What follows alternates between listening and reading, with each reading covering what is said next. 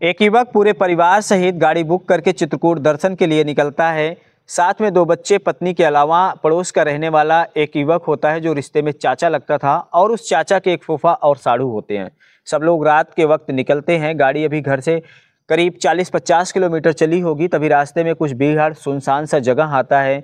वहाँ पर जो उस रिश्ते में लगने वाले चाचा के फूफा और साड़ू होते हैं, वह युवक और युवती के गले में रुमाल को लपेट के खींचने की कोशिश करने लगते हैं। युवक समझ जाता है कि हमारी हत्या करने की कोशिश की जा रही है। इसके बाद वह छटपटा कर धक्के देकर किसी तरह से कांच के शीशे पर लात मारता है। शीशा टूट जाता है और वह चलती कार से नीचे कूद जाता है। इसके बाद वह लोग उसकी पत्नी की गला घोंटकर हत्या कर देते हैं। जो 2 मासूम बच्चे होते हैं उनकी भी हत्या करने की कोशिश की जाती है। फिर सब लोग युवक की तलाश करने लगते हैं, लेकिन युवक झाड़ियों में छिप जाता है, नहीं मिलता। रात का वक्त होता है। दूसरे दिन वह किसी तरह थाने पहुंचकर अपने साथ बीती दर्दनाक घटना को बताता है पुलिस स्टेशन में। तो सुनकर पुलिस वालों के भी होश उड़ जाते हैं कि आखिर कौन है वह साजिशकर्ता जो पूरे परिवार सहित सबको मारना चाहता है। कहाँ की है यह घटना? आखिर कौन है वह लोग जिनकी दुश्मनी युवक या युवती से हो सकती है, लेकिन मासूम बच्चों से तो किसी की दुश्मनी नहीं हो सकती है। इन्हीं सब घटना को सुनकर पुलिस हर एंगल से जांच करने की कोशिश करती है। बाद में जो सच्चाई निकल कर आती है उसे सुनकर पुलिस वालों के और सब लोगों के होश उड़ जाते हैं। ये दिल दहला देने वाली घटना के बारे में ही आज की वीडियो में हम जानेंगे विस्तार से। नमस्कार, स्वागत है सच्ची घटनाओं पर आधारित क्राइम स्टोरी के इस नए एपिसोड में। आज की जो सच्ची घटना है वह उत्तर प्रदेश राज्य के कानपुर देहात जिले के अंतर्गत पड़ने वाले चौबेपुर थाना क्षेत्र के मदारीपुर गांव की सच्ची घटना है। यहाँ के स्थानीय निवासी होते हैं छोटे लाल यादव। उनका एक बेटा होता है सूरज यादव और एक बेटी थी बिमला यादव। बिमला की शादी साल 2007 में हमीरपुर के रहने वाले धर्मेंद्र यादव के साथ होती है। जब बहन की शादी हो गई धूमधाम से, उसके 2 साल बाद सूरज लव मैरिज शादी कर लेता है एक लड़की से सन 2009 में। शादी जब सूरज लव मैरिज कर लेता है तो घर वालों से अनबन हो जाती है। घर वाले सूरज को कड़ी फटकार लगाते हैं और रिश्ता तोड़ देने की धमकी देते हैं। इसके बाद सूरज घर नहीं आकर अपनी पत्नी के साथ चला जाता है गुजरात शहर में।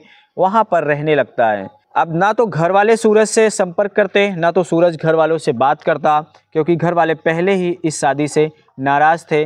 और सूरज अपने पत्नी के साथ वहीं पर रहने लगता है। समय बीतने के बाद एक बेटा होता है और एक बेटी होती है। जो बेटा होता है उसका नाम होता है राम जी उर्फ शिव, जिसकी उम्र होगी 10 साल।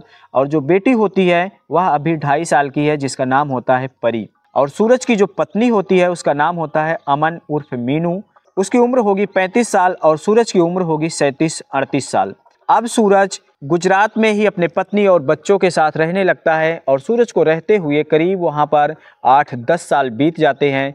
इतना लंबा अंतराल हो जाने के बाद घर वालों को भी अपने बेटे की याद आने लगी, बहू की याद आने लगी और बच्चों की याद आने लगी। तब धीरे धीरे रिश्ता मधुर होने लगा। अब घर वाले भी सूरज से बात करने लगे और सूरज भी घर वालों से बात करने लगा। इसके बाद सूरज एक दिन अपने पत्नी और बच्चों के साथ वापस लौटकर अपने गांव आता है। वह घर जाता है, वहां पर कुछ दिन रहता है, लेकिन इसके बाद फिर सूरज वहां से चला जाता है। कानपुर के ही एक छोटा सा कस्बा पड़ता है गुजैनी। वहां वह एक किराए का मकान लेता है। प्लाट 3B में रहने लगता है पत्नी और बच्चों के साथ। सूरज को वहां पर रहते हुए लगभग 3-4 महीने बीत जाते हैं। इसके बाद सूरज के पड़ोस में एक युवक आता है। वह भी किराएदार ही होता है। उसका नाम होता है त्रिभुवन उर्फ चतुर सिंह।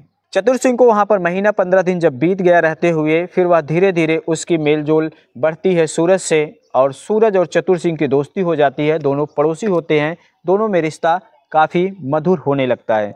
4 महीना लगभग बीते थे, तब एक दिन त्रिभुवन उर्फ चतुर सिंह ने अपने भतीजे, वह हमेशा चतुर सिंह सूरज को भतीजा कहकर बुलाते थे और जो सूरज होता है वह हमेशा चतुर सिंह को चाचा कहकर बुलाता था। एक दिन चतुर सिंह ने कहा कि चलो दर्शन कराते हैं। तो सूरज अपने पत्नी और बच्चों के साथ दर्शन करने के लिए तैयार हो जाता है। सब लोग जाते हैं चित्रकूट, वहाँ दर्शन करते हैं, वापस लौट कर आते हैं। अब धीरे धीरे कहीं भी आना जाना होता है तो सूरज अपने चाचा के साथ चला जाता था और दोनों ही लोगों में दोस्ती बहुत अच्छी खासी हो गई थी। लगभग साल भर बीत जाते हैं। चतुर सिंह और सूरज को दोनों को आसपास रहते हुए इसके बाद एक दिन चतुर सिंह फिर सूरज को कहता है दर्शन करने के लिए। इस बार सूरज फिर गाड़ी बुक करता है, अपनी पत्नी अमन और 2 बच्चों के साथ अपने चाचा चतुर सिंह के साथ चित्रकूट दर्शन के लिए निकलता है। 21 सितंबर 2024 की बात है। सब लोग शाम के वक्त गाड़ी से निकलते हैं। अभी गाड़ी कुछ ही दूरी पर चली थी, तब गाड़ी को रोकने का इशारा किया जाता है और चतुर सिंह गाड़ी रुकवाता है। रास्ते में एक युवक खड़ा होता है, उसे कार में बैठाया जाता है। चतुर सिंह उसे अपना साढ़ू बताता है। यात्रा का आनंद ले रहे थे, तभी एक बार फिर चतुर सिंह गाड़ी रुकने का आदेश देता है। रास्ते में फिर एक युवक होता है। इस बार चतुर सिंह ने उस युवक को अपना फूफा बताया है, जिसका नाम होता है जगमोहन। अब सब लोग गाड़ी में आराम से यात्रा करते हुए चित्रकूट के लिए निकल जाते हैं, लेकिन गाड़ी अभी 40-50 किलोमीटर चली होगी घर से। हमीरपुर में राठ उरई मार्ग आता है, जहां पर थोड़ा बीहड़ सुनसान जगह होती है।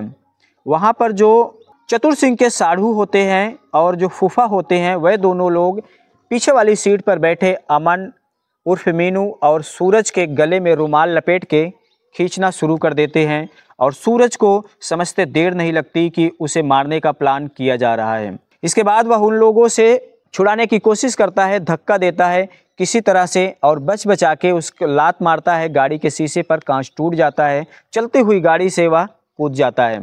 वे लोग उसकी पत्नी अमन की गला घोंटकर हत्या कर देते हैं।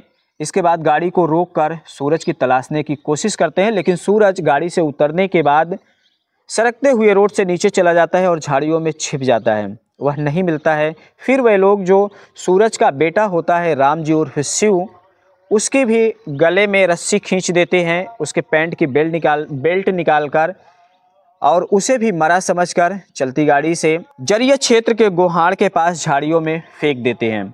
इसके बाद बचती है सूरज की बेटी, जो अभी दुधमुही है, 2.5 साल की परी।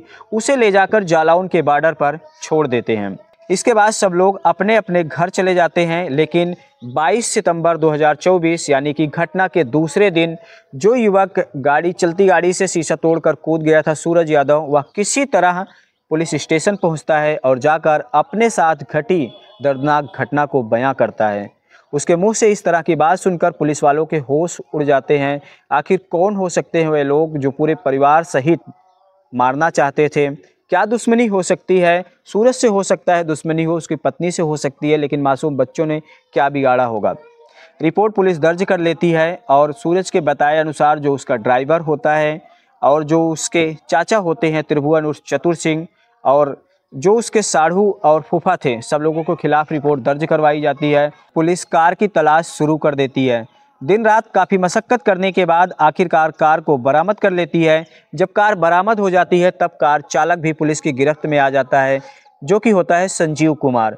संजीव कुमार से जब पूछताछ होती है तो जो सूरज के रिश्ते में लगने वाले चाचा थे त्रिभुवन उर्फ चतुर सिंह, वह भी पुलिस की गिरफ्त में आ जाते हैं और उनके जो 2 साथी थे, जिनको कि बताया था कि फूफा और साड़ू हैं, वीर सिंह और जगमोहन, वह भी पुलिस की गिरफ्त में आ जाते हैं। सब लोगों से जब पुलिस पूछताछ करती है, जो कहानी निकल कर आती है इस घटना के पीछे की, वह बेहद दिल दहला देने वाली होती है, जो कि इस प्रकार से है। दरअसल ये जो सूरज यादव है, जिसके बहन बिमला की शादी धर्मेंद्र के साथ हुई थी, जब शादी हो गई तो सूरज का अपने बहन के घर भी आना जाना शुरू हो गया। तो वहाँ पर एक बिमला की ननद होती है अमन उर्फ मीनू, जिसकी की शादी बिमला से 5 साल पहले 2002 में ही जालौन के रहने वाले लल्लू के साथ हुई थी। लेकिन जब बिमला अपने मायके भी आती थी तो यहाँ पर काफ़ी दिन रुक भी जाती थी। ऐसे ही एक बार सूरज अपनी बहन बिमला के घर गया था, तो वहाँ पर उसने अपने बहन की ननद अमन उर्फ मीनू को देखा, जो कि काफ़ी सुंदर थी। उसकी सुंदरता पर सूरज का दिल आ गया और वह उसे चाहने लगा, लेकिन रिश्ते में वह सूरज के जीजा की बहन थी, यानी कि धर्मेंद्र की बहन थी। इसलिए वह खुलकर कुछ बता नहीं पा रहा था, ना तो अपने प्यार का इजहार कह पा रहा था। इसलिए दोनों में नज़दीकियाँ जब धीरे धीरे बढ़ने लगी, अमन भी सूरज को पसंद करने लगी, लेकिन घर वाले आड़े आ रहे थे। इस रिश्ते के बारे में घर वालों को जब भनक लगी तो सूरज को कई बार समझाया गया, लेकिन वह नहीं माना और रिश्ते में रुकावट बन रहे लोगों से अलग रहने का फैसला किया और एक दिन अमन को घर से भगा ले जाता है। अमन, जो कि पहले से ही शादीशुदा थी, फिर भी अपने भाभी के भाई यानी कि भाई के साले संग ही भाग जाती है अपने पति को छोड़कर। इसके बाद अमन अपने पति सूरज के साथ गुजरात में रहने लगती है। लेकिन जब अमन ने शादी सूरज से कर लिया तो इस बात की भनक धर्मेंद्र के रिश्तेदार, उसके दोस्तों को लगने लगी, समाज को भी पता चलने लगी, गांव वालों को भी पता चलने लगी। तो धर्मेंद्र की इज्जत को ठेस पहुंचने लगी। वह अपने आप को बहुत अपमानित और ठगा महसूस कर रहा था अपने ही साले के द्वारा अपनी बहन को भगा ले जाने पर और शादी कर लेने पर। इस तरह से धर्मेंद्र काफ़ी नाराज़ रहने लगा और अपने ही बहन और जीजा को मारने की योजना बनाने लगा। लेकिन वह लोग गुजरात में रहते थे, फिर भी धर्मेंद्र के दिल की आग ठंडी नहीं हुई थी। जब यहाँ पर आए तब धर्मेंद्र के ही प्लानिंग का हिस्सा थे जो चतुर सिंह किराएदार बनकर सूरज के पड़ोस में रहने लगे और सूरज की हर गतिविधि पर नज़र रखने लगे। इसके लिए धर्मेंद्र ने चतुर सिंह को 10 लाख की सुपारी दिया था बहन को पूरे परिवार सहित मार देने के लिए। और इस प्लान में शामिल किया चतुर सिंह ने अपने साथी वीर सिंह को और एक अपने साथी जगमोहन को, जिसके बारे में उसने बताया कि मेरे फूफा और साढ़ू हैं। धर्मेंद्र के ही प्लानिंग का हिस्सा था जो चतुर सिंह सूरज को परिवार सहित चित्रकूट दर्शन कराने के लिए ले गया। लेकिन सूरज अपने चाचा से बिल्कुल भी अनजान था कि रास्ते में ऐसी घटना घट सकती है। लेकिन पुलिस काफ़ी मशक्कत करने के बाद इस उलझी हुई गुत्थी को सुलझा लिया है और घटना को उजागर कर दिया गया है। इस घटना के बारे में एसपी दीक्षा शर्मा का कहना है कि बहन के संग प्रेम प्रसंग के चलते भाई धर्मेंद्र नाराज रहने लगा और रास्ते से हटाने की जुगत करने लगा और इस घटना को अंजाम देने से पहले 1.5 साल से वह तैयारी कर रहा था। फिलहाल पुलिस ने सभी को गिरफ्तार कर लिया है और आगे की कार्रवाई जारी है। तो दोस्तों, इस पूरे घटनाक्रम को सुनाने का मकसद किसी का दिल दुखाना, किसी को परेशान करना नहीं है, बल्कि जागरूक करना है, सजग करना है। तो आप लोग सतर्क रहें। मिलते हैं अगले वीडियो में फिर किसी नई घटना के साथ। धन्यवाद।